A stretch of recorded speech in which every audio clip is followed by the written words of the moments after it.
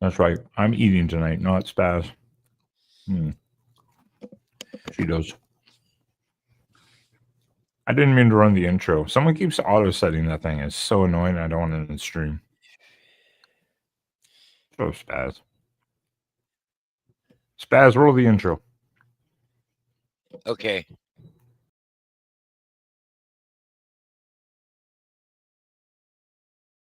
Quack, quack, quack, quack, quack, quack, quack, quack, quack, quack, quack, quack, quack, quack, quack, quack. No! Hell was that? That is right, everyone. Welcome into the Oregon. Zoo. Welcome into the Oregon Ducks Live Show, right here on the Voice of College Football, where we're here every Wednesday night at the same time. Mostly. Unlike some channels.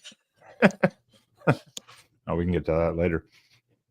Spaz, how you doing though? Quickly tonight? How are you? I'm okay. Getting burned out. This has been a long season. Fuck. It does feel like it's a long season because there's not like a long layoff either, like a bowl season usually. And now we're in the middle of like a 3-week layoff. It's like, good God. Yeah. Can we just play some football?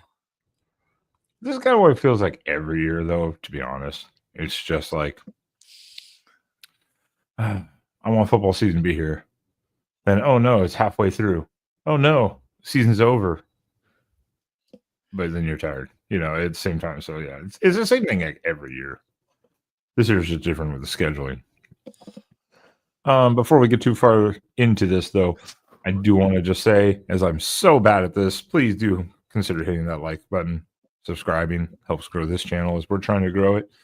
I'm not going to play the whole like we want to catch up to this channel game that like some of the other channels do. We don't play those games around here. We just tell it how it is. That's right. At least appreciate authenticity, not meltdowns. But we'll get into that later. Yeah. I kind of set Spaz up for failure tonight because I told him it was going to be like a non-scripted, blah, blah, blah type of show. And then I came up with like 5 or 6 bullet points that I just shared with him before we went live. So. Yeah, he's trying to torture me tonight. They're easy topics. I know. I was like, I wasn't. It's like they're not even complicated. And yes, Mark. Yes, it's halftime. It's a game. It's a game going on right there. You saw that fake punt? That was brilliant. That was wild. I mean, the little flip. That was wild. Flipped it right over the whole defensive line. Oh, great design. Absolutely great design. Which, I mean, I'm not surprised Cal defensively is doing what they're doing. And the fact, again, UNLV doesn't have their head coach, but Cal doesn't have their OC or their quarterback or their backup, apparently. I think they're on the third string. Third string, yeah.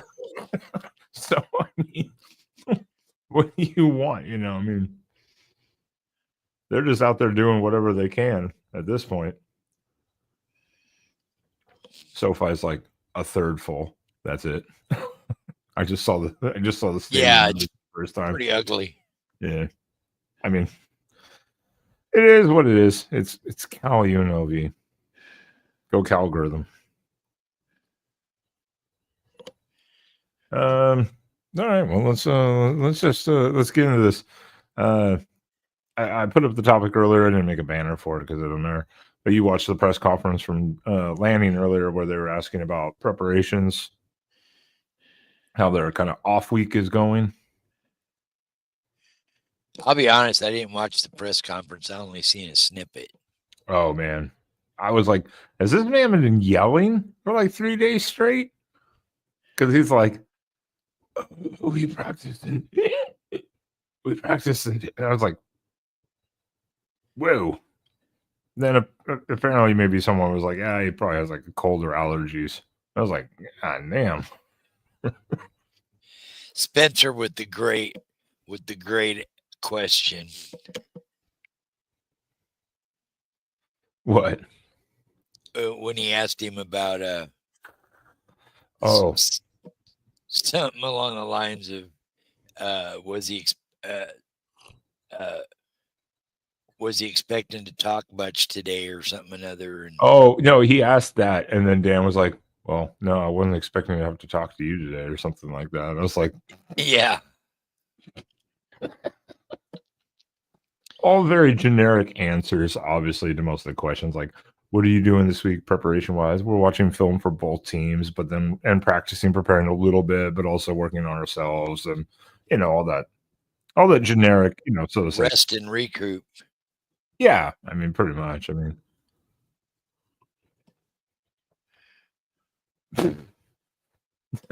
David.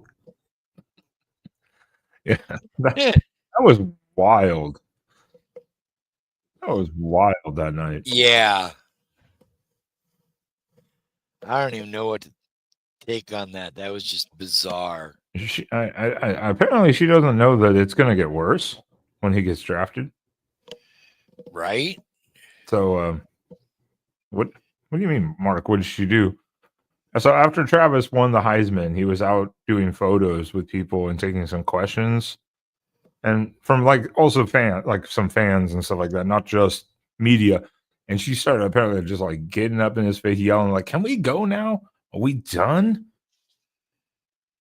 And Travis is he's smiling, he's having fun. I mean, he's like, "Yeah, I just won the Heisman. Cool." Like, well, yeah. And she just gets up in his face, like, "Can we go? Are we done yet?" Like, throws a fit.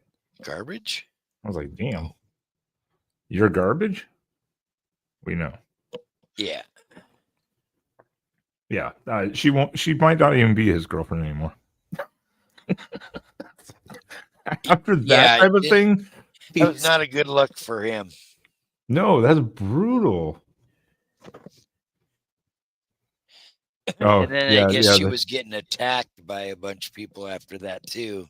Yeah. Oh, yeah. And then she did make some it was like an 8 or 9 minute video, and most people were just like, you just didn't even need to make this. Like, you'd been better off not saying anything. All for clout, I'm sure. Oh yeah, didn't make a name for herself. Oh yeah, yeah, absolutely. But yeah, so we'll see. I'm sure. I think it's just allergy. It makes sense if it's colder allergies, because when it's wintertime, you spend your day around a ton of people. You have kids at home. It's wintertime. I mean, it's like it makes sense. So, yeah. The only other, not only other good news, but the other major news this week was Oregon did not lose their running back coach. No. Sam Houston State, or I'm sorry, it's just Sam Houston. No, I have to remember they rebranded. Suck it. You do not get Rashad Samples. No, you do not. Don't know what happened there or why it fell through, but it seemed like it was going to happen, and then it didn't happen. And then they, oh crap. Who did they just hire? I literally just saw it earlier, and now I've already forgotten. The guy from Wake Forest. No. We're talking that later, but no, it was a. Oh crap! Who was it? Chat, help me out if you can. Who did I thought it was a guy from Wake Forest went to Sam Houston. No. Let me see here. Sam Houston hires.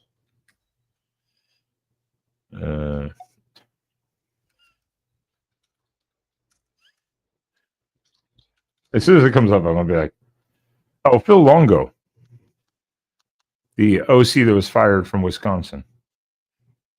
Oh, that's even funnier.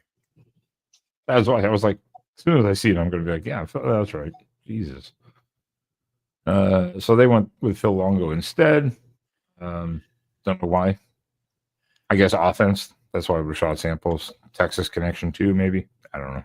I don't know what anything about Phil Longo, really. No, me neither. Outside of, being in North Carolina and then going to Wisconsin. That's really about the only thing I know about Phil Longo. So, but yeah, Rashad Samples will stay at Oregon. So that's good news. I mean, that's good news. That's stability. I should change the banner really quickly because this actually looks. There we go. That was better. If I put this up now, people would be like, "What do you mean?"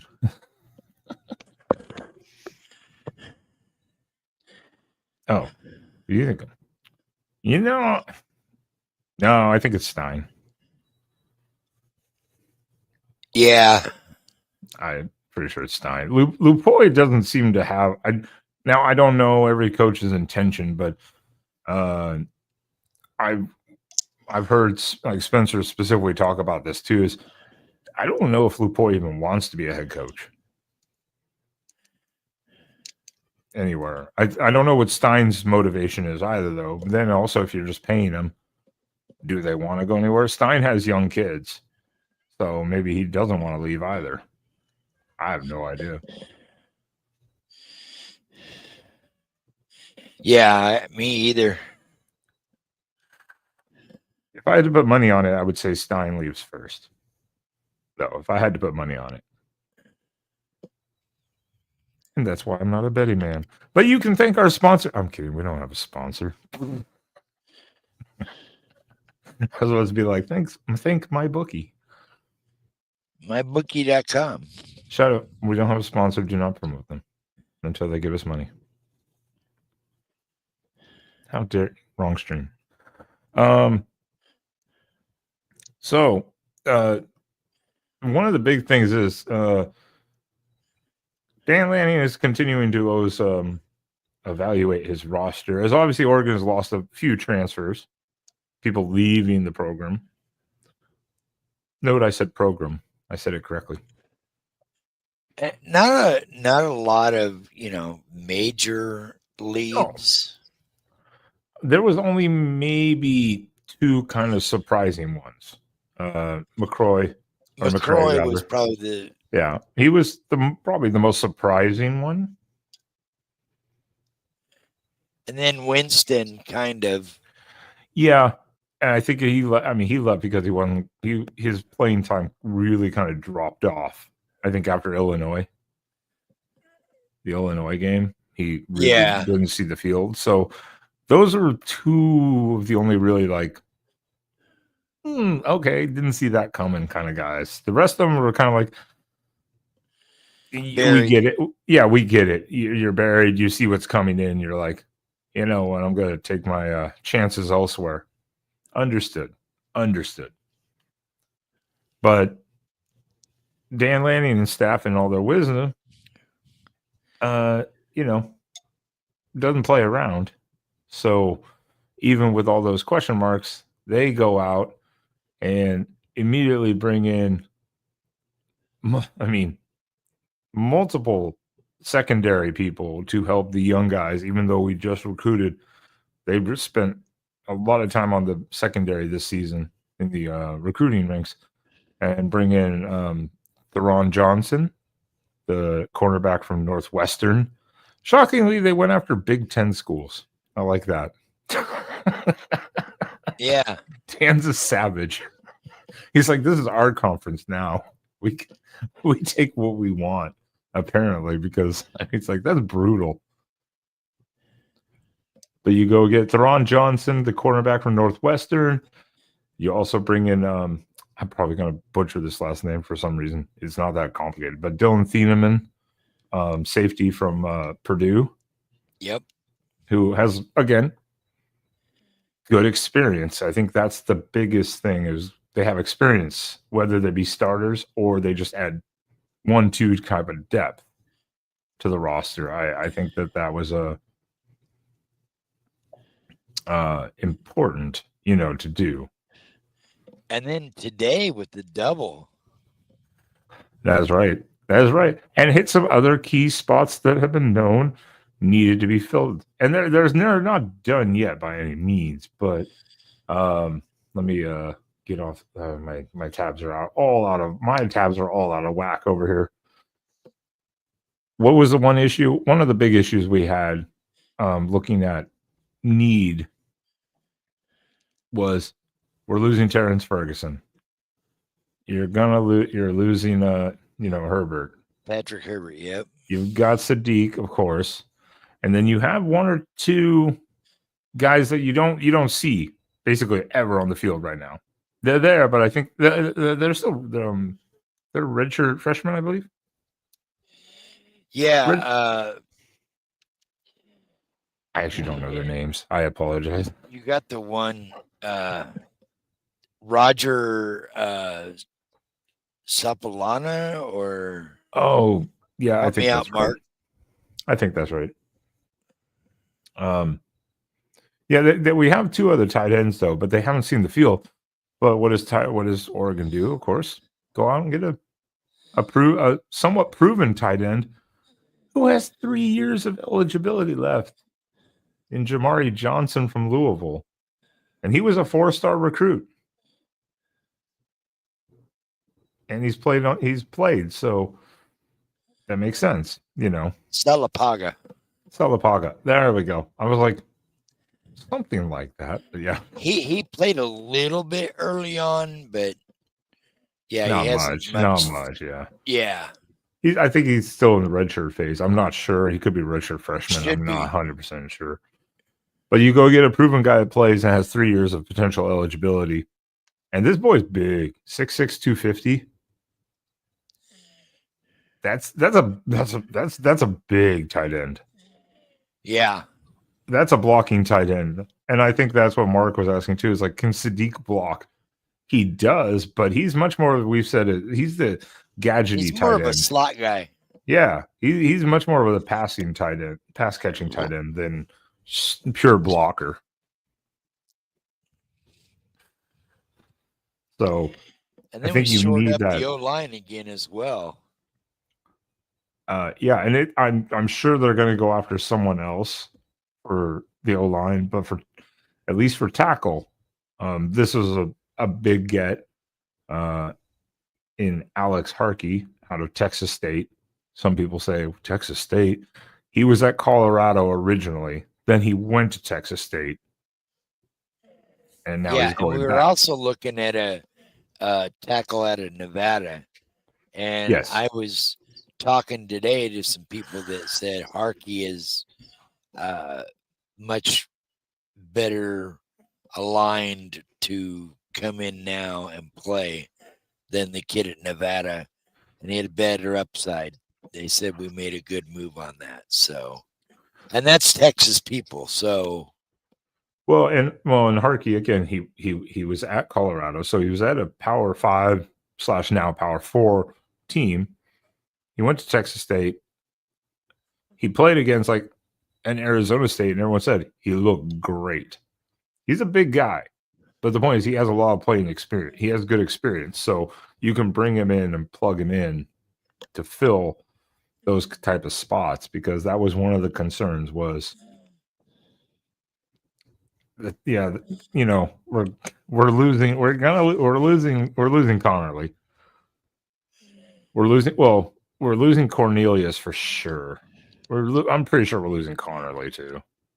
yeah, if he decides to stay another year, I'll be shocked. His draft stock is going to be way high right now. Yeah, it would take some money, but yeah, we're pretty sure they're both gone, and for good reason. I mean, can't blame them on that. But yeah, so tackle is still another one looking at. I don't. And for those Oregon fans that are saying, why don't we go after Branch? There we go. That's what I was going to say, is like, who else can we look at? We have such a deep incoming and already established wide receiver room. I don't think we need somebody like that, because you bring in a guy like Branch, sure, he's already played, but it's the same level and same type of position player that you're expecting to get out of Decorian Moore. So why would you bring another Decorian Moore when you already have one on your roster? That and when you look at Branch, you also then have to take Zion Branch. It's a package deal. He's a safety. You literally Yeah. just brought a safety over.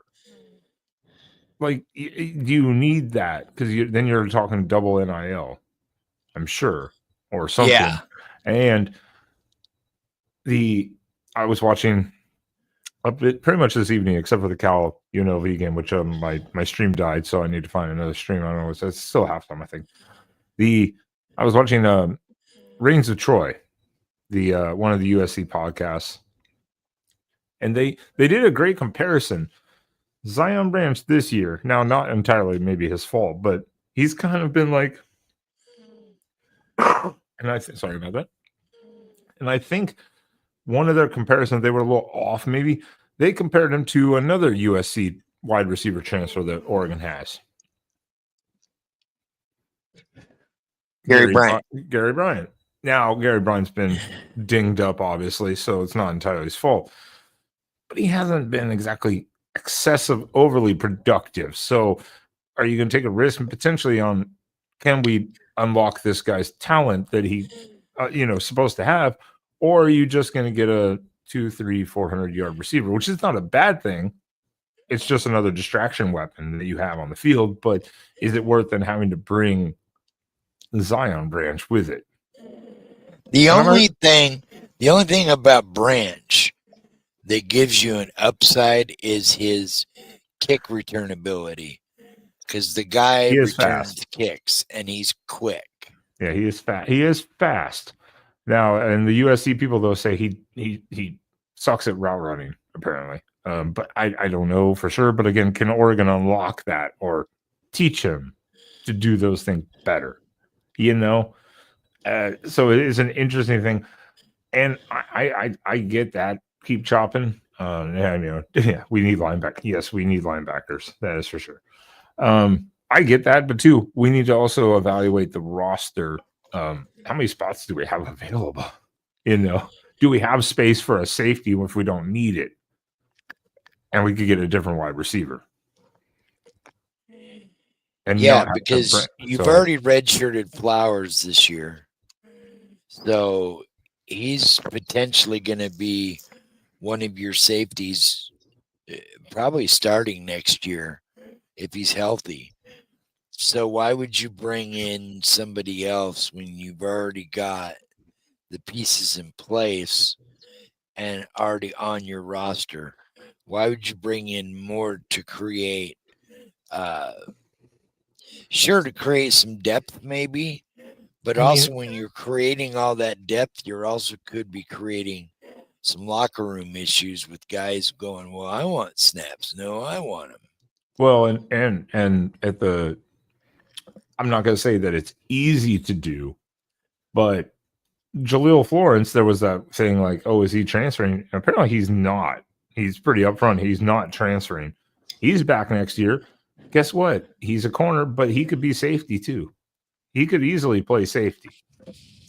So you already have another potential depth piece depending on how other people progress. So I don't think you need to do this package deal with a potentially just receiver, because you already have Gary Bryant coming back. As far as I know, he's coming back. So I don't think we just need another receiver just for the hell of it. No. No, we really don't. The linebacker is a thing that we do need, though. They need to look at a bit. That is something. I'll be right back. Well, how dare you? Linebacker. I'm not sure what they're going to do at the linebacker position, though. I know that they were looking at, and this is another topic we're going to look at because Harmon is done this year. As far as I'm aware, Harmon's out of eligibility. So, defensive tackle, defensive end, that was something they were looking at, defensive tackle specifically. And they were looking at, Bear Alexander, also out of USC. But as far as I'm aware, he is looking at Penn State. I think Oregon's kind of in the mix, but apparently he's looking heavy at Penn State, which is fine. And I think Oregon will figure it out. The coaching staff and then the depth that they have, they'll figure that out.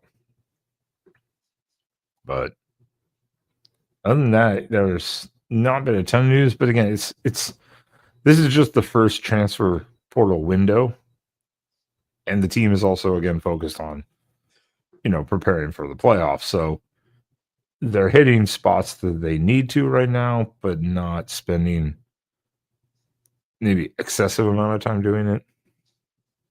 So we're gonna have to see, especially when the second window. Oh, I bet a bunch of teams are trying to get Bear.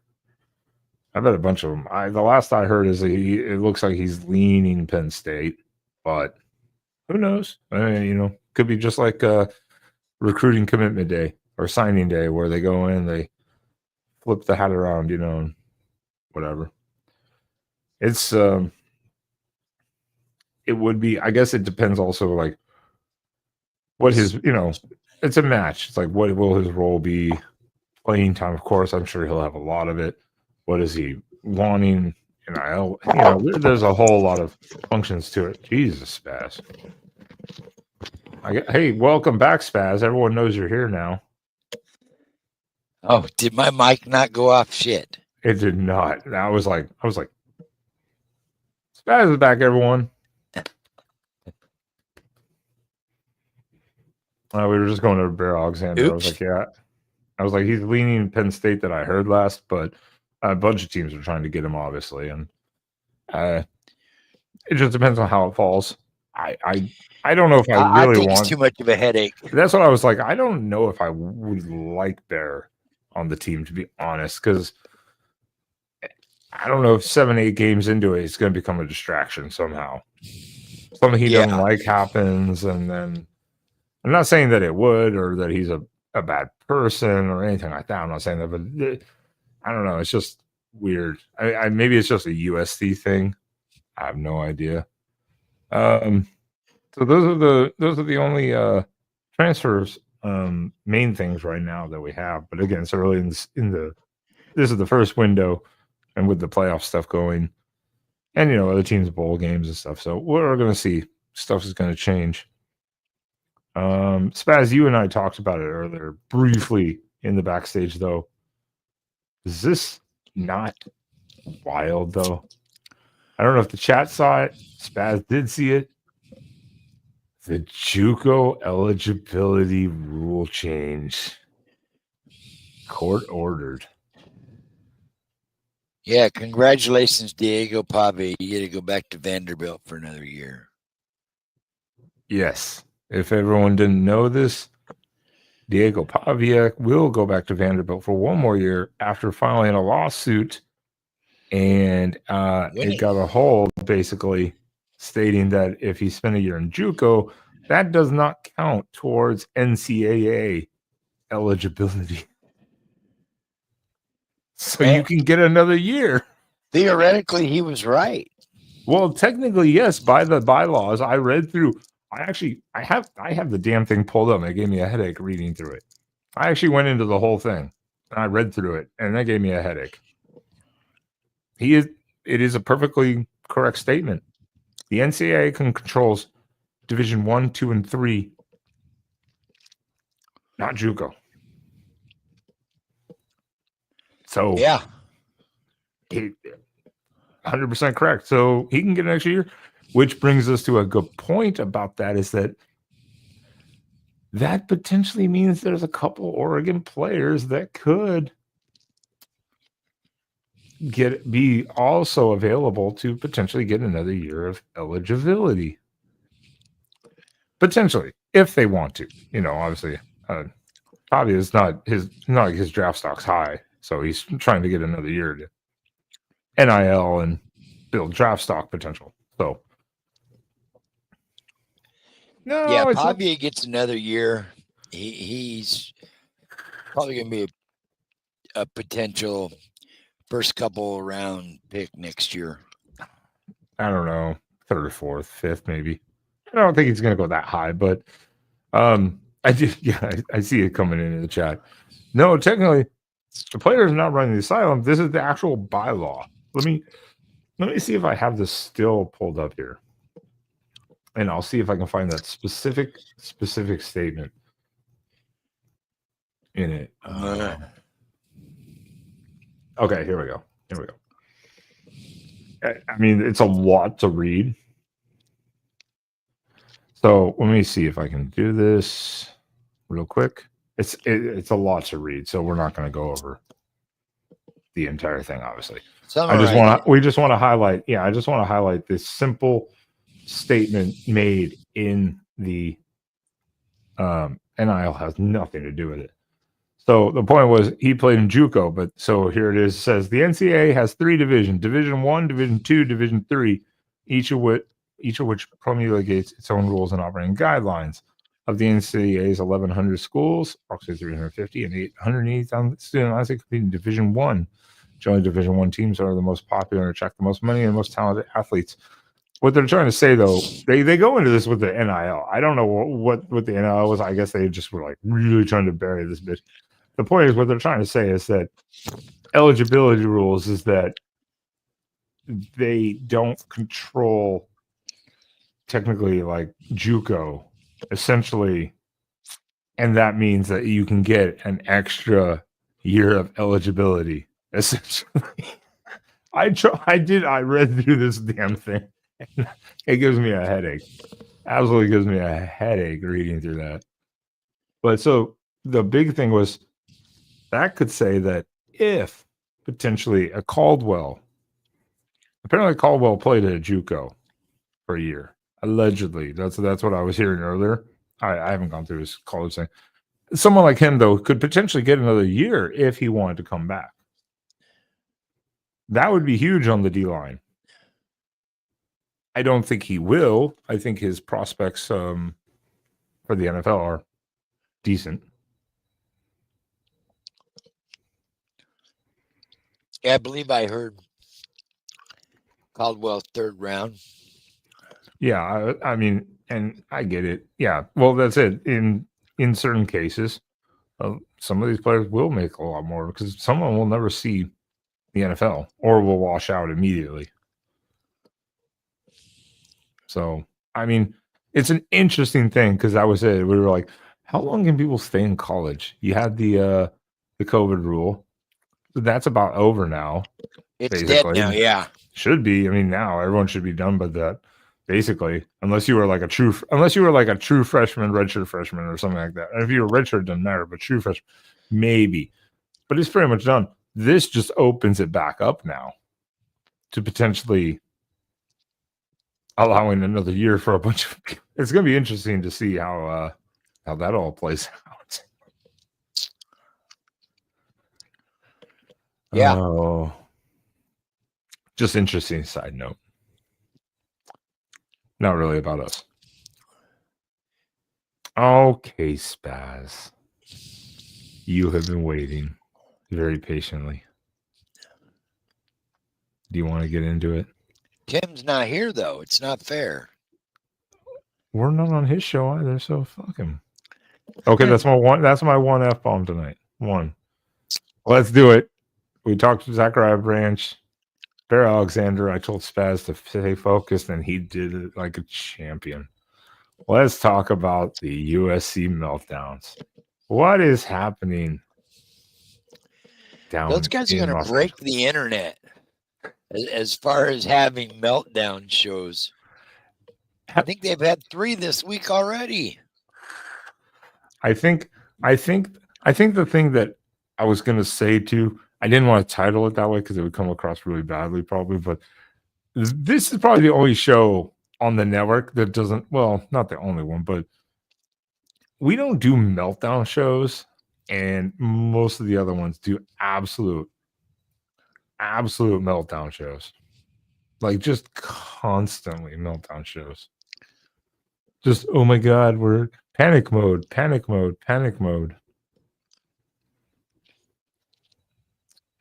I will touch that real quickly just so I don't forget it. Not heard a damn thing about that. Nope. No, I haven't neither. Not heard anything about that, but haven't seen anything about it neither. Yeah. So until I see some actual news or actual rumor, I haven't even heard any rumors about it, to be honest. So could not address that one. But yeah, every USC show, if you guys go over to the USC show channel on the network, I did not tell you to go do this, by the way. Wink. Oh, here's another update 1 minute ago. I can't. We We were just can't talking about this kid a few minutes ago. We can't see that. Spaz, we can't see that. It's so it's so bright. Like, come on. Anyways, it's got Dago Ducks. I don't know what that means, but he's got a big old smile, and he's got two ducks next to him, and it was posted 1 minute ago. Jaleel Florence. Oh yeah. The Jaleel Florence. Like I said, he was. They were like, "Is he going to transfer?" And then it came out like later. He's like, "No," or basically like it definitely came out like, "No, he's not." So, but yeah, that's the USC specifically. Well, this is the Pac-12 foe, former Pac-12 foe. Oh my God! Here's another one. What? We're on topic of USC meltdowns, and you are lost. You are losing your goddamn train of thought again. I'm sorry. I have told you to. You've held it so good in check for 37 minutes, and now you've just gone off the rails. Portal updates. What? They're coming in right now. The kid from Nevada has also just committed. So we got a second offensive tackle committed today. Perfect. See, I'm not sitting here refreshing Twitter while doing a live show. That's the difference between me and Spaz. But that's awesome. So we'll add him in. What is his name again? Isaiah World. There you go. 6'8", 330. Ooh. That's a big boy. Yeah. I mean, that's McCray. You just got McCroy back. Or McCray, whatever his fucking name was. You just got... God damn it. 2. I'm counting. 2 F-bombs. 2 F-bombs. But yeah, that's almost a full replacement for him. So, but yeah. So, okay, back to USC meltdowns because everyone gets it here. This is it. If you didn't watch that live show last night, like I told you, Spaz, I'm like, they're crying again about everyone leaving in the transfer portal. And then I didn't watch it last night. I listened to like a couple minutes of it, and then I was like, okay. So I listened to it at work today. I just had it on, but I was kind of looking over and watching the chat. Oregon lives rent-free in their minds. Absolutely rent-free. Constantly like this. Feel nice. Like USC, you don't have any donors.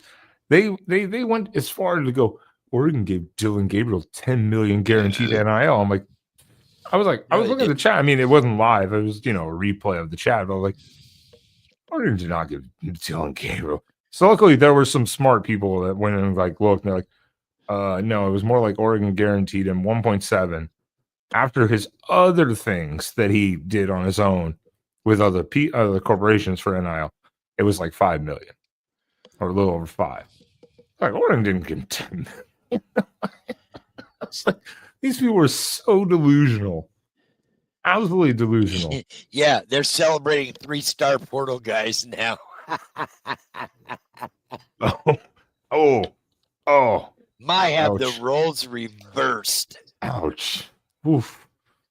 That's rough. At least there were some good fans in there. They're like, we play at Oregon next year. we're gonna get smoked. 10 years Like, ago, it's so bad. we were celebrating 3-star recruits. Well, and Marcus Mariota. and they developed a lot of them. I mean, that's the thing. Yeah. It's USC is going after big star guys, and they're losing them all.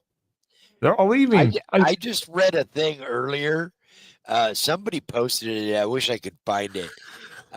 It had all the like major 4- and 5-star recruits that Lincoln Riley has recruited in the like 3 or 4 years he's been there. They're all gone. And like only 2 or 3 are left. No, I think earlier I heard that. Well, at least the 5-star, they're all gone. All the 5 stars. It's got a couple 4 and 3 gone. stars left. And it's got like 13 guys that have washed out in 2 years. It is so bad that I didn't personally see these retweets or comment to initial tweets. It's so bad that when like Zachariah Branch or some other people tweeted like entering the transfer portal, we're out of USC. It was so bad that even Cover 3 podcast confirmed the tweet saying former players or ex-players commenting going, smart move. Yeah, like for them leaving USC, I'm like, oh man, that's rough. I'm not saying that's the first time that's not the first time that's ever happened, but that's brutal. Absolutely brutal. What are they gonna do? I mean, you can't just. I mean, I guess you could fire Lincoln Riley, but you're paying what, $68 million? No, like it's 80 to 90. No one knows the real number. I'll lean on 88. It's at least $80 million buyout, pretty much. I mean, that's insane. How did they put themselves in that position? That was the Jimbo Fisher contract, though, because that's what was going around at that point. Texas A&M with Jimbo Fisher. So USC's like, well, how do we get him away from Oklahoma? You got to give him basically what was called the God contract. Like whatever you want. It's a horrible move by USC. Shocking. Are you shocked that USC would make a shitty move? Players dropping left and right. Their program's in shambles. They helped destroy a conference to go 6-6. And then watch the team they didn't want to join with them win the title of the conference. Undefeated in the first year they all show. That's why we live rent-free in their head. Absolutely rent-free. Lincoln Riley's a great OC. A great OC. Yeah, OC. But he's not a head coach. No. And he knows zero about defense. No. Look at his hires. Alex Grinch. That's the thing. He's great OC. Shitty CEO. Like of a program. Like Dan Lanning. Dan Lanning is a CEO. He game plans on both sides with everyone. Lincoln Riley does not know how to do that. UCLA is out recruiting USC. Whoa.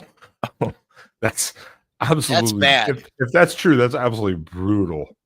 That's even worse. If Deshaun Foster is out recruiting Lincoln Riley, there's big problems. It warms my heart. Oh, sweet child. Where's OJ? He got away with it. Oh, wait. No, he's dead now. Damn. Oh, yeah, saying OJ that's right, he is. Hit. I was like, oh, yeah, that's right. He is. I forgot.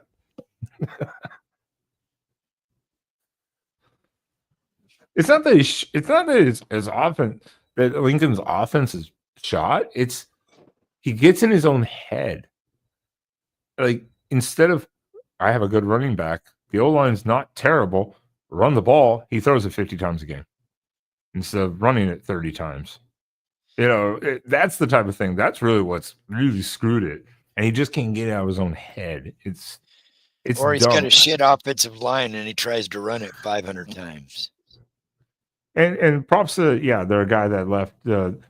He was the O-line coach / co-offensive coordinator, but he actually took the Purdue full-time offensive coordinator job at Purdue under Barry Odom because they worked together previously at Missouri, I believe it was. so they knew each other. But yeah, it's one of the dumbest kind of things. I mean, it was like us, not me specifically, but I know a lot of Duck fans were like in the championship game against Penn State. Stein kept throwing the bubble screens, and they weren't working. Yeah. But there's a purpose to doing 3 or 4 of them like that. And then once you see, okay, it's not working, don't do it. Don't be Ohio State and try to run it against Michigan when you're not doing anything, and just do it all game long and only score 10 points. That's the difference. Test it and then move away from it. Test it, move away from it. Don't just do it over. And that's what Lincoln Riley would do. He's like, throw. Then you throw your quarterback under the bus and he transfers. It's not his fault. It's your fault, Lincoln Riley. Yeah. And he just can't get out of his own way. Yeah, it's amazing. And it wasn't even USC's defense that actually led to their downfall this year. Shockingly enough, it was their offense. Yeah, Mark, that's a good point. I mean, look at Will Stein and nobody. When Will Stein came in, everybody was like, "Who the fuck is this guy?" What's he going to do? Yeah, it was a question mark. It was a big question mark. He was only like the co-offensive coordinator at UTSA. He wasn't even like the full-on offensive coordinator. Well, yeah. Shock. Proved us proved any doubters completely wrong. So, but yeah, stuck at USC. Hires some wild, zany guys. Yeah, let's suck at USC. You're near the bottom of the Big Ten now.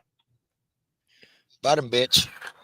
And exactly, from Jesse. Wrong stream. Exactly.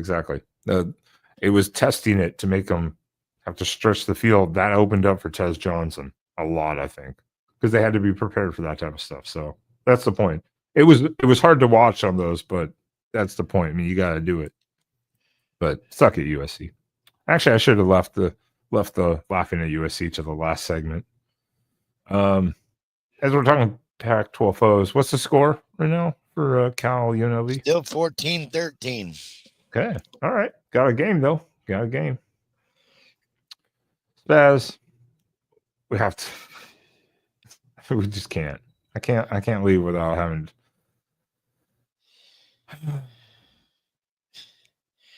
Poor Washington State. Your chancellor wakes up at 7:45 in the morning to find out your coach is leaving. Oh, by the way, just calling to say goodbye. What? Oh, that's brutal. I'm out of here. A lot of these people in the chat right now listening. So Dave Clawson at Wake Forest stepped down like a week ago, and then in a overly dramatic, high pressure stakes, 2 or 3 days later, named Jake Thank you, Jesus. I was like, the letters were all over the place. I was like, hello, named Dickert, the coach. So it had been in the works for like a couple weeks at least. I mean, Clausen already was going to step down. That was voluntary on his own. He's going to stay at that administration in Wake Forest and help them, but they already knew who they were hiring, basically. Like immediately, they knew who they were getting. They'd already done all the deals, and stuff like that behind everyone's back. And then you have Mateer in the transfer portal, which I've heard he's committed, signed with Oklahoma today. It is Oklahoma. Okay, I was like, what? Yep. I was like, it wasn't Oklahoma State. I was like, no, it's Oklahoma. And then they have, I believe it's 21 other players in the transfer portal also. Yeah, and then they're about your coach leaves. Yeah, and then they're about to go. I think that was even before that. Then they're about to go play Syracuse in the bowl game. You wonder why they're minus 14 in that, or they're plus 14 in that game, like a 14-point underdog. You wonder why. Yeah, I mean, it's brutal. Half the comments I saw earlier about this was like, Washington State needs to go hire Rolovich back, or Rolovich back. I think Rolovich. Yeah. And I'm like, Rolovich is he's the new Cal offensive coordinator Cal offensive for next season. He's already co-assistant coordinator. yeah. Brian Harsinger is taking. Oh, over okay. the OC. Yeah. Co. That's right. But yeah, Cal hired him. Why would he go back to Washington State? I mean, I'm not saying that it's Washington State University's fault. That was Washington, the state itself, that caused him to get fired during the COVID year. But yeah, why would he ever go back there?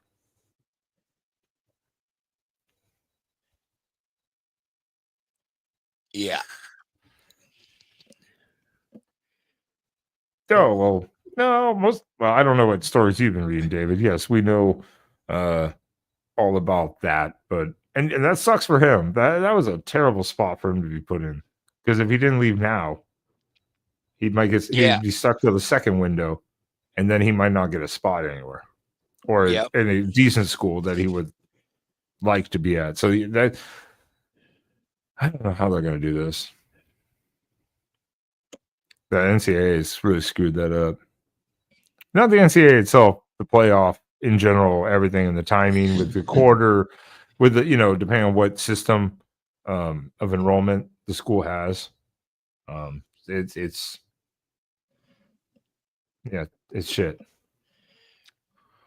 Yeah, he did not want to transfer. James Franklin, shout out James Franklin, stood up and said he did not want to transfer, but he had no option. Yeah. Essentially, he was pretty much stuck. So it's going to be interesting with the offseason. I doubt they're going to do anything. Shocking if Dan Lanning runs 12 men on the field for a penalty purposefully, the NCAA changes the rule immediately. But they can't figure out a transfer process. Yeah, right. Shockingly, within like 5 days, that rule's changed. But no, not this. But they can't figure out the portal window and how to change it. It's real simple. You don't open the window until after the bowl games are done. But again, then you're talking about enrollment, depending on what system your school runs on. So you can't just join a school, right? Unless they're like quarter system, So, but a lot of schools aren't, so they can't just jump in and enroll and get to the team. They're going to have to figure out some sort of or do an exception rule if that happens for scholarship football players, scholarship players, or something like that. Yeah, there's got to be something. So what if the guy leaves January 20th? Big deal. Let him go. Trust me, it's a headache. I mean, there's a lot to go into this, so I'm not going to sit and just purely blame the NCAA because different colleges do different things and everything. I mean, it's like the seeding for the playoffs. Everyone, or at least a lot of the pundits have said, Oregon's getting screwed, whatever. That's not the committee's fault, though. The committee just ranks the teams. It's all the commissioners of the conferences and Notre Dame the first round.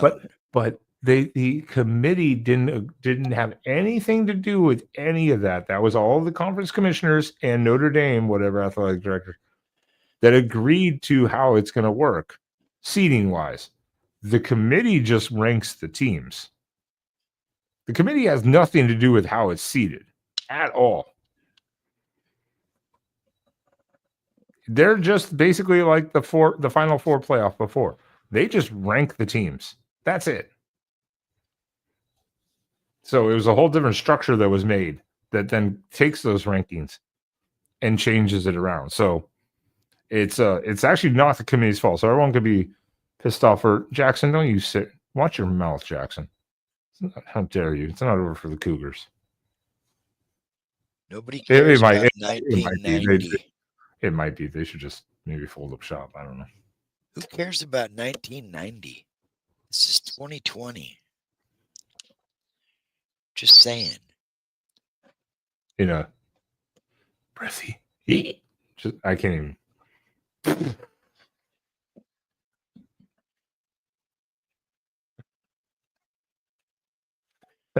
No, you can thank USC for that and their shitty football team and Lincoln Riley.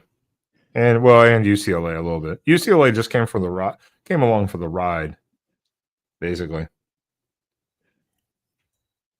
And helped tank a conference to go 5-7 and 6-6. Way to go, USC. Oh, you can't make it up. You can't make it up. No. I don't even want to stop roasting USC right now, but at the same time, I'm like, nah. They roast themselves enough. I mean, the performance on the field says enough.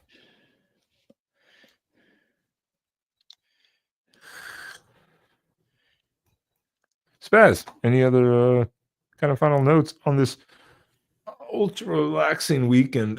The only undefeated team in the country. We don't have to do anything. We get to relax and not worry about it. Should we get some predictions on this week's games? Ooh. All right. Well, I have a banner for this, but this is unofficial, so this is not being recorded. Wait, where'd it go? Oh, I had to get rid of it because we had to make space. Okay, where do you want to go with this? Start Friday night, Notre Dame, Indiana. Oh, all right. Calm your ass down over here. Well, let me get somewhere. Damn, Spaz. What about you? Let me fix this a little bit. See if that's better. There we go. All right. So Friday night, Indiana, Notre Dame. This is interesting because it's not like a road trip where everyone's like, "Oh, weather." It's Indiana playing at Notre Dame in Indiana. It's not like they're from the South traveling north or something. They're literally in the same state. So, and chat, definitely let us know what you think about this game and anything that you have. Score prediction wise. Just pick the outright winner. Don't worry about the spread. Don't worry about Notre Dame had the ultimate opportunity to get away from the dastardly green jerseys that have always plagued them in the postseason. And go with the black and gold. And what did they do? They dropped the ball and decided to go with Notre Dame green. Oh no. That spells Indiana 27, Penn State 24, upset in Happy Valley.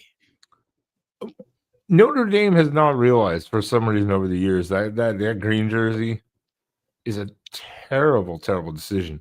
It was like this year in the conference title game. I was like, please do not use our throwback jersey, the green ones, because every time we wear those ones this year, it's been awful. Like it's been such a closer, stressful game. I'm like, please don't do it. So I was like, okay, I'm not going to stop on this prediction. This was my upset, quote unquote upset, for this game or for the bracket really. So I do have Indiana pulling it out here. Not going to give a score prediction because I doesn't really matter. I just have them winning the game. Because I'm sorry, Notre Dame just gave up like 500 yards of offense to USC. Granted, it was on the road, but USC still had two shots to tie and win that game, potentially. They just had a new quarterback and who threw 2 pick sixes. I mean, they still had a shot, though, so I got Indiana in this one. Yeah, I got Indiana. I got Texas by 2 scores over Clemson. I don't know. I don't know about that one. I think I don't know about 2 scores. I actually think this could be the nail biter. 27-13 Texas. Is yours all right? Yours has not played well. Is fine. Yeah, but Clemson's defense is actually at least semi decent. and he did not play well against decent defenses. What about Klubnik against decent defenses? Well, that's the mix. That's the curiosity in this game. What Ewers or what Klubnik are you going to get? That is an interesting conundrum right there. Like, which quarterback's going to show up? Or what happens if neither of them show up and they're both shit? And it's like a 7 interception game. Yeah. I do think Texas will pull this out, but I think it'll be closer than people think it will be. Penn State SMU. Happy Valley. Cold weather, white out. Yeah, it doesn't spell good for SMU. Yeah. I just think Penn State's too big up front for SMU to handle. Yeah, this is the other kind of. I mean, they're all kind of tough to pick, but I think SMU going on the road like this, kind of a letdown against Clemson like that, then having to go, but also Penn State. But at least Penn State's there. You know, they're happy. But so is SMU. SMU, they're not going to see a quarterback of Jennings. Penn State hasn't quite so he can extend the play even more than like say a Dylan Gabriel or a Will Howard. I think that atmosphere it's going to be too much at the end anyways. Penn State will take this as much as I would love to see SMU knock them off. Yeah, Penn State will take it.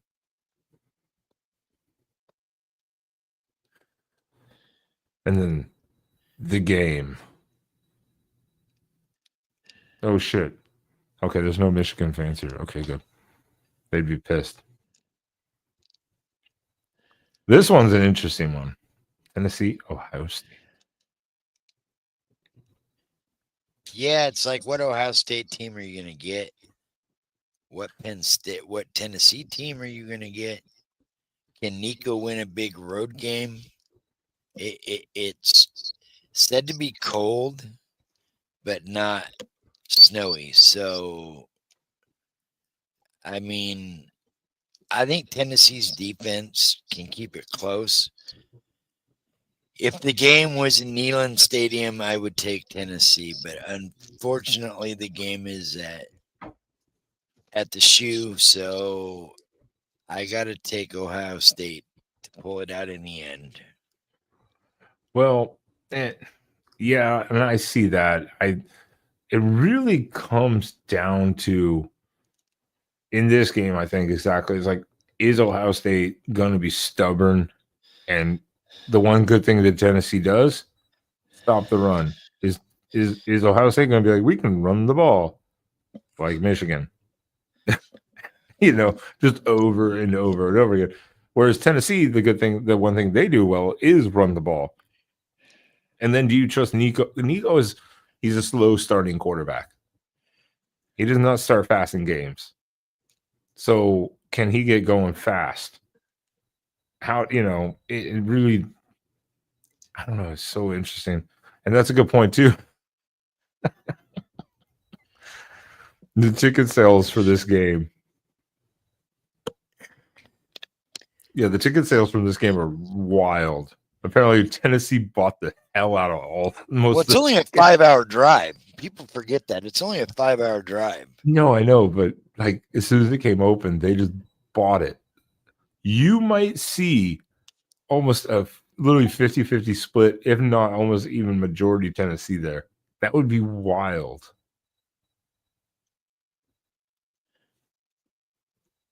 That would be wild. I'm gonna get. Did anybody see the Rose Bowl ticket prices right now? No.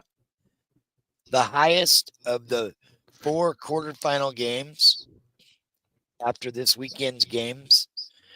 The average Rose Bowl ticket right now is $548. Oh, I mean, well, that's the average. I mean, you know what the Indiana Notre Dame one is, right? $60. $1,000.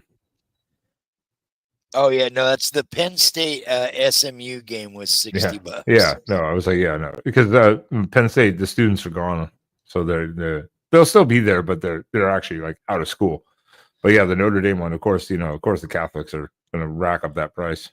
Someone's got to repaint touchdown. Jesus, damn it, doesn't pay for itself. That's my final verdict. Oh, now ESPN's going to sue me. Uh-oh. You're demonetized, so it doesn't matter. Well, this isn't my channel, though. Oh, that's right. Sorry, Mark, if we demonetized you. Mark's gonna get this random email like cease and desist email from ESPN. I've heard this, Mark. This would be the funniest thing ever. If Tennessee wins this game and they tore down Ohio State's goalposts. That would be like the greatest college football moment ever. To go into a stadium, not plant a flag, but tear down their goalposts. They would plant the flag first and then tear down the goalpost. I would give pure props, just like pure props. Like that is the ultimate disrespect. To go into someone else's stadium and tear down the goalpost.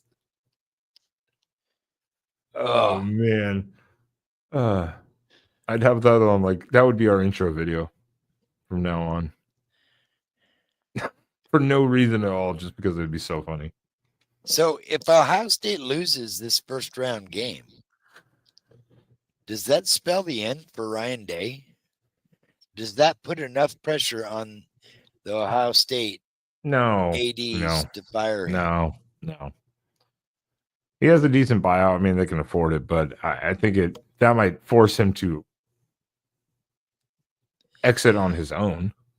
Because rumor is Mike Vrabel would love to come back and coach his alma mater. No, Mike Vrabel said, I have no interest in college. Like, at all. He has no interest in coaching college.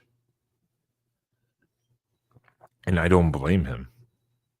He's been in the NFL for long enough where he's like, yeah, I wouldn't do that. Because they've people have talked about it, and he's addressed it apparently a couple times. He's like, no. Now, is that just for the media? Who knows? But I think Ryan Day has to like personally walk away from the job. Now, how bad is the loss though, too? Is this like a last second field goal or a 7 touchdown late type of game? Or is this Tennessee whoops you by 21 type of loss? I think that makes the difference too. Yeah. That's the tough part. And I guess the question then is, if we go into this, we're going after that. I think Ohio State can pull this out because it's at home. I think that's kind of their only saving grace. If it was on the road, I would definitely pick Tennessee like you. I guess the question is, into the chat too, is who would we rather play though? Tennessee or Ohio State in the Rose Bowl? Both teams get to travel, obviously, so that's good for us to a degree. But who would we rather play? I think I'd rather play Tennessee. I kind of lean the same way. Hey, Moose, what's going on? Yeah, I kind of agree with you too. We've played Ohio State. Granted, it's not going to be the same type of game this time, but I'd kind of actually prefer to play Tennessee also because I think we could rattle Nico quite a bit. Because again, he's a slow starting quarterback. But then again, I also would like to see how Ohio State's offensive line is going to hold up against Tennessee. Because they have lost a couple guys, So, it's going to be interesting to see. Yeah, definitely the game of the weekend to watch. Yeah, either way, we gotta play one or the other. I mean, so. Oh no! Oh no. The algorithm just hit another low. They're Uh-oh. now walking the third string quarterback to the locker room. Do they even have a fourth string? I don't know. Oh, whoever it is in there. So do they have a fourth quarterback? They must have brought him out literally like the practice squad. Like dressed him just in case. Oh man. Yeah, I just looked down and they were walking the third string quarterback with towel over his head back to the locker room. Wildcat time, pretty much. Like I'm not watching it, but the stream I was watching closed, so I'm like, I gotta pull it back up. It's like, oh no. No. It's brutal. 21-13 in the fourth quarter. I mean, it's still not bad, but yeah, I mean, you just lose your quarterback.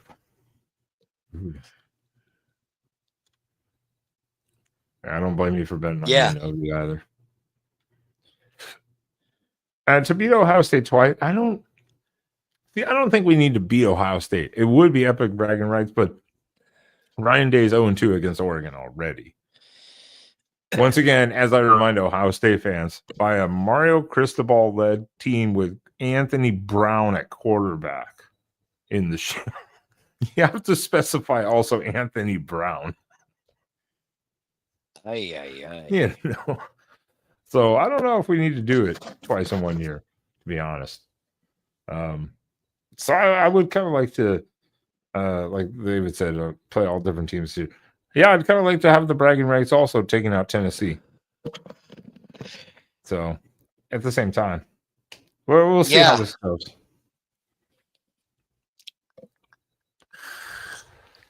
Here's the other thing people are talking about. What? If Oregon runs the gauntlet and we finish 16-0, yeah, could this team be considered as one of the best college football teams to ever win a title? No. I say no, just because of the fact of it's, and I've heard this argument, I've heard lots of explanations to it, and I have to agree with. Is it a really good team if that happens? Yes. One of the greatest teams? No.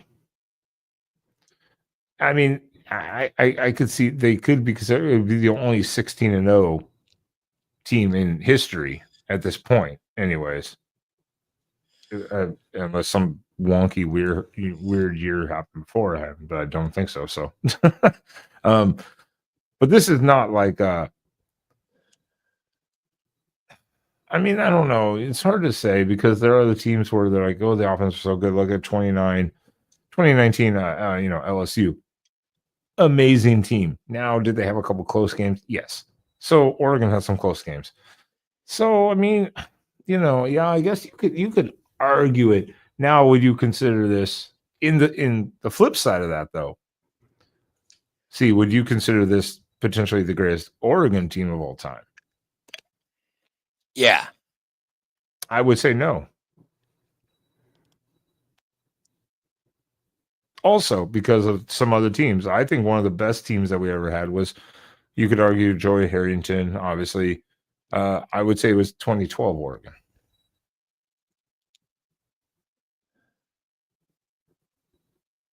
Yeah. But again, the other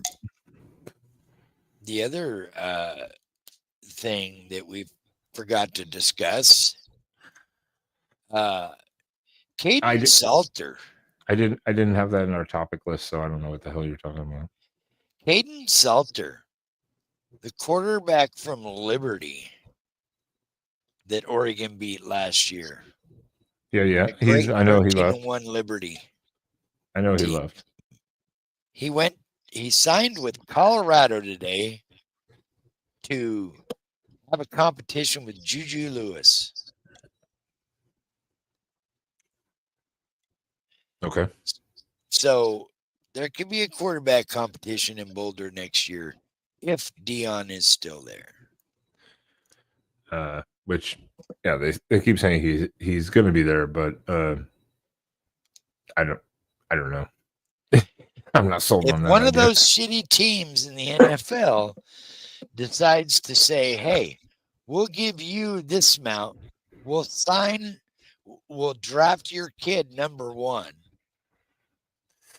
it could be awful enticing, especially if it's Vegas or New York, depending on, how much of a media darling Dion really is. Because if he's truly a media darling guy and he really does like the glitz and the glamour, unlike what he says, he could take a job in Vegas or New York. Well, I yes. could see it. Yeah, obviously. And I mean, I think that's where he's trying to go. But obviously, there's been the rumor that he's not going anywhere. And it's like, okay, but you have to see it to believe it, basically. Yeah, if somebody offered him 10, 15 million a year plus the guarantee they were going to draft his kid at number 1 or number 2, whatever spot they were in, you'd have to be a fool to not take it. I mean, that's what's going to happen. People are going to go for Shador. We already know this pretty much. Right. And yeah, Moose, this is what I was talking about. 2012 Mariota team. I think the defense was even better, to be honest. Outside of that USC game where they gave up like 56 points or something like that to the Matt Barkley team.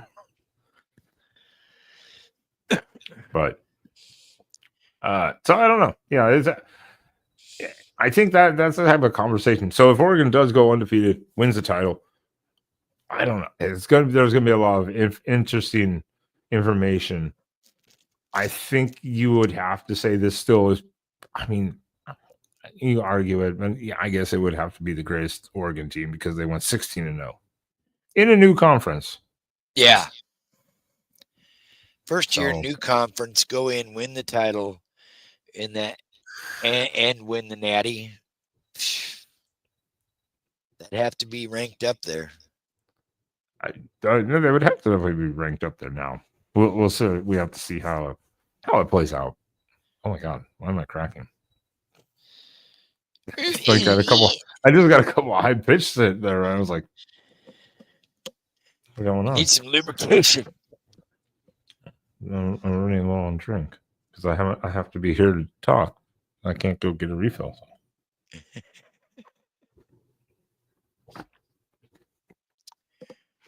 Well, that is true. That is true. This is the first Oregon team to ever go 13-0. So, which, by the way, I hate when people are like, "Oh, it's the first one." We've had multiple. It's like no one cares. No one cares. Yeah, TF. Nobody cares your 1980s teams won. Yeah. That was 40 years ago. Is USC still melting down over there? Oh yeah. No, I mean, are they actually still over there melting down? Oh, I don't even. Oh, did they have another meltdown podcast today? I thought they had a live show tonight. Oh God. Yeah, I was going to go on like while we were on because they keep changing their show schedule. Wonderful. Let me. There we go. Let me see. Well, they're probably. I think they're What still are live. Ah, Kitty. Yep, they're still live. What are you doing, buddy? Yep, they're still live. You can't. Come here. Ooh. This is why I close my cat's out of the room. He never comes up here usually. Any other Goodbye. any other quick topic? No, that's about it. No, yeah, this went longer. This is supposed to be a short, quick show. The hell, Spaz?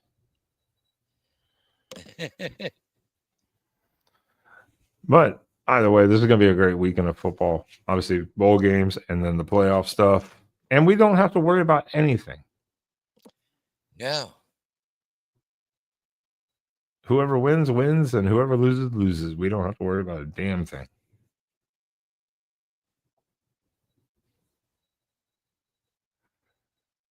Well, then, Spaz. Well, then, Spaz, tell everyone. All right. This is bullshit. Spaz, tell everyone where they can find you. They want to follow you online. Ben needs more lubrication. What the Oh, wait, it's the other show. You can find me right there.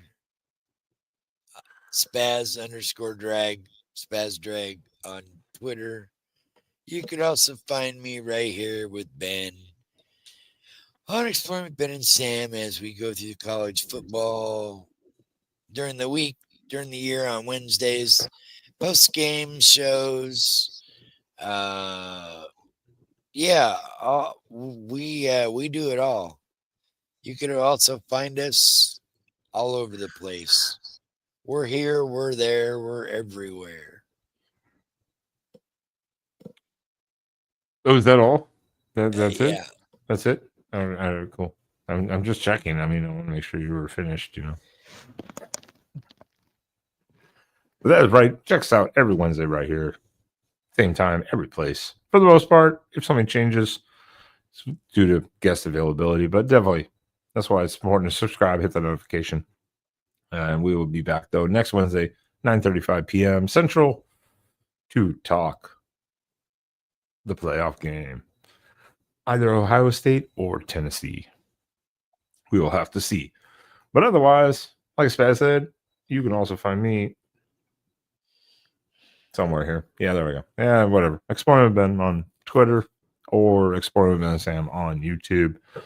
And Spaz, how dare you? I am now known as Mr. Bones, remember? What? Spaz has no idea what I'm talking about. There you go, David. Get over there. Troll USC. Go get him, David. Get over there. Get over. I would, but I gotta watch my season finale. So, what, the Golden Bachelor? No, Mass Singer. Isn't that the same thing? No. Oh. Pop culture. Who knew? All right. Well, get the hell out of here. I gotta go eat something. The Cheetos have been sitting here. I haven't touched them. They don't eat themselves. All right, everyone. We will see you guys next week. Thank you for joining. And Pop Tart, take us out. that's the wrong show. Wrong show. Quack. Quack. Quack.